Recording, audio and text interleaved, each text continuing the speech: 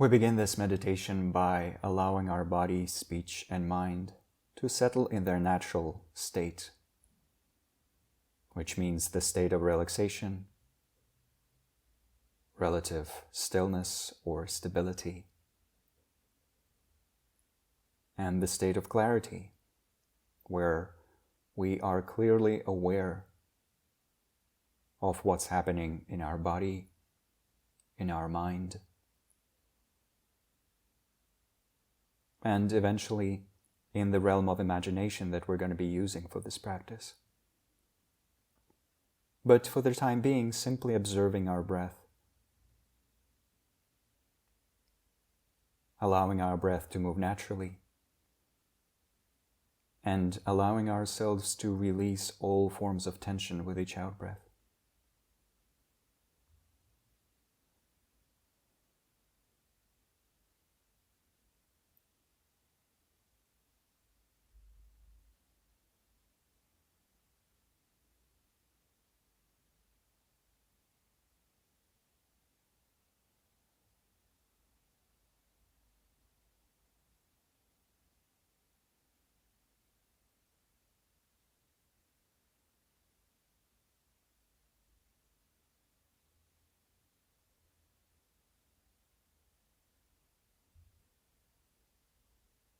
On this basis, in this state of relaxation, stability, and clarity, we continue releasing all physical tension with each out-breath. And on the level of our mind, we establish a profoundly positive motivation, an aspiration for goodness, for awakening, and ideally even for full awakening for the benefit of all sentient beings.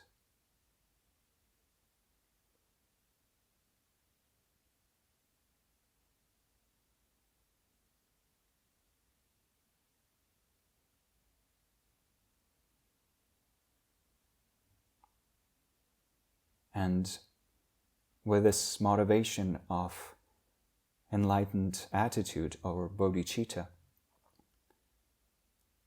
we then go into the imaginary or visionary realm of TARE.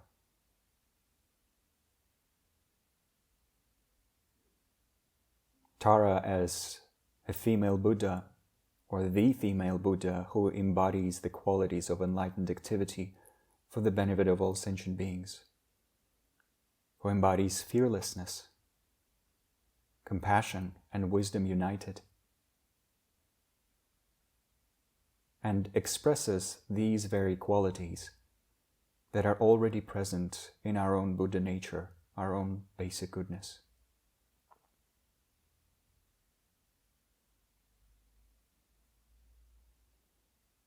And so to do this practice of TARE and access these qualities of our own mind manifest in her form, appearing in her form, we imagine ourselves in a beautiful, pure land, full of natural beauty, with beautiful valleys, fields, streams of water,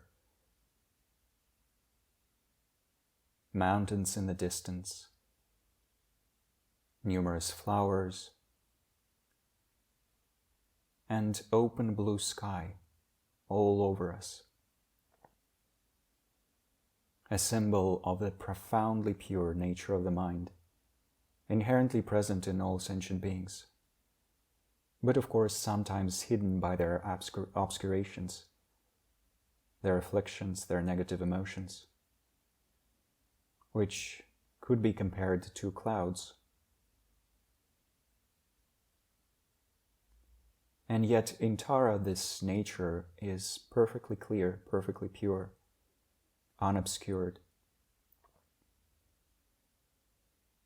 And so in the sky before us, we imagine a beautiful lotus flower, fresh and fragrant, just floating in the sky in front of us.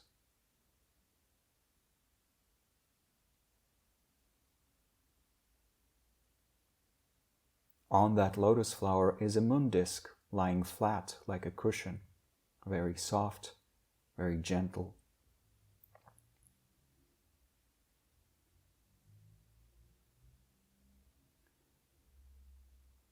And on that cushion manifests TARE herself, but in this case she assumes one of her wrathful forms called Yulle Gyalma, TARE who is victorious over war. And in this aspect, she is dark red in color. And although her body is very similar to the bodies of green TARE and other similar forms, her facial expression is wrathful.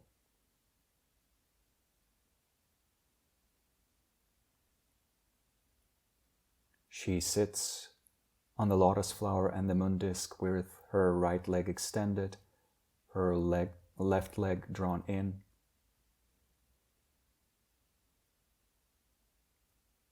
Her right hand is on her right knee,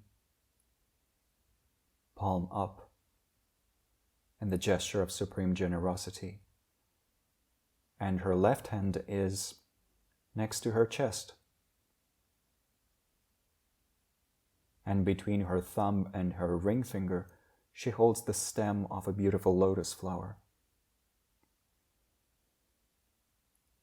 And on that lotus flower stands an open-pointed vajra, a scepter, a ritual scepter used in many Tibetan Buddhist practices, symbolizing the indestructible, diamond-like nature of reality. And also symbolizing skillful means, such as compassion, bliss, the ability to help others. The method aspect of the path. And all around TARE, the vajra on her lotus, is blazing fire. Incredibly powerful, vibrant energy that cuts through all the afflictions, all the delusions, all the mistaken views, all the insanity of the world.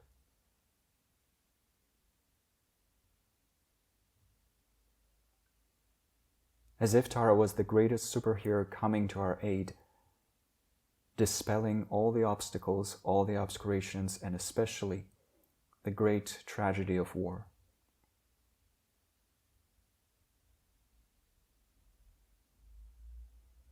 And so from TARE's body, from her vajra scepter, from every pore of her body, from her wrathful face, comes a rain of tiny vajras, comes a rain of blazing fire, a rain of sparks. And all of this brilliant blazing energy goes into all the directions and dispels and stops all wars, all the distraction, all the dangers that beings are facing. Instantly dispelling not just the wars themselves, but also the causes for these wars, which of course lie in our own greed, our aversion and hatred, and the root of all afflictions, our ignorance about the nature of reality, and also the nature of cause and effect. So all these miracles, all these wonders are being performed by TARE's blazing energy. And yet we have nothing to fear in its presence, because it only purifies us. It cleanses our own mind. It removes all the afflictions. And yet it would never harm the indestructible goodness that is at the heart of our being, that is present in the natural goodness, the basic goodness of all other beings as well.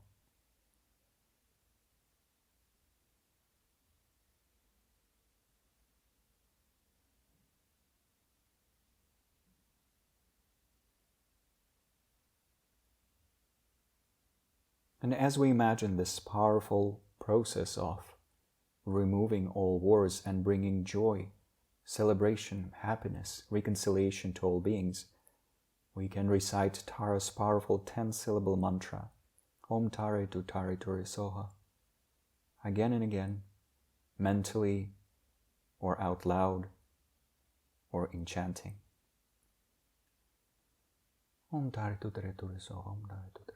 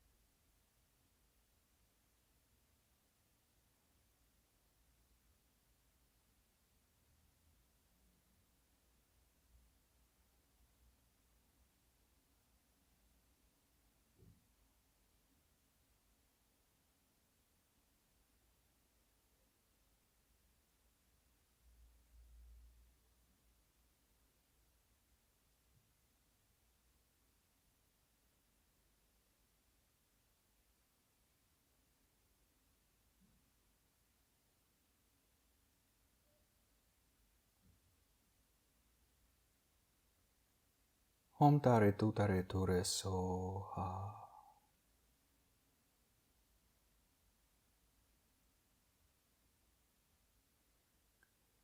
For a little while we can imagine this mantra resounding throughout the universe, as if all the beings were reciting it together with us, dispelling the dangers of war, dispelling the war in their own minds and in the natural environment, everywhere, establishing peace and joy.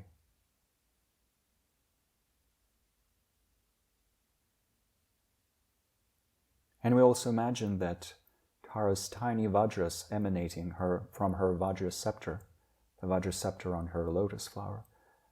Imagine that these tiny vajras create an indestructible vajra tent around us and around all beings who are in mortal danger.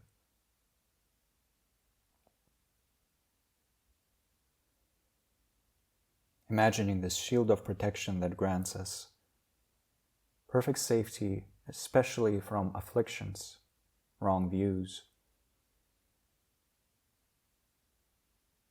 negative and disturbing emotions of all kinds, but also outer circumstances that could be dangerous, and the negative influence of others.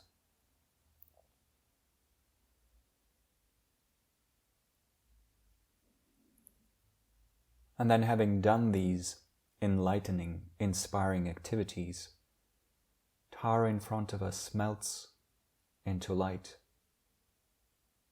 And this light absorbs into our heart, blessing us, blessing our body, speech, and mind. And it is in this very state of union, the union between our body, speech, and mind, and the body, speech, and mind of our spiritual masters, and Tara's body, speech, and mind, that we rest for a short while in perfect openness.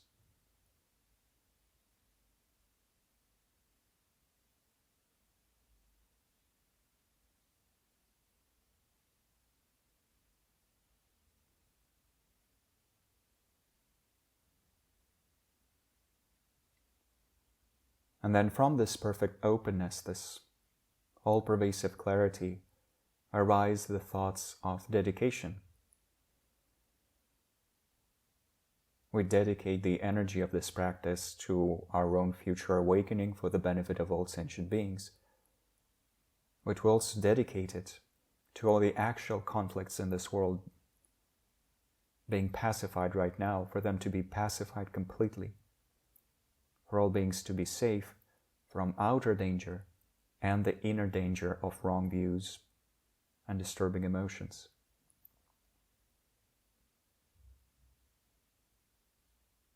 And we imagine this whole world, this beautiful planet, celebrating peace, now and forevermore.